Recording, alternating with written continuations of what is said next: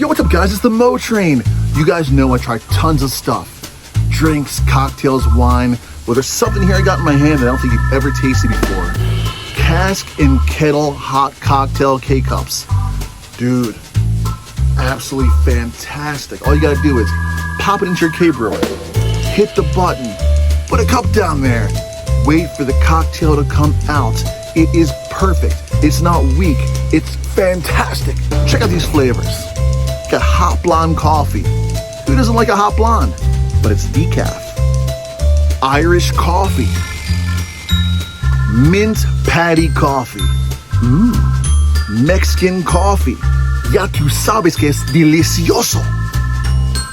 And for this fall months, spiked dry cider. Are you kidding me? It's that easy. Pop it into your K-Brewer, hit that button, let the cocktail come out. Dude, why didn't I think of this? So go now, caskandkettleusa.com and tell them the Mo Train sent you. Do it now!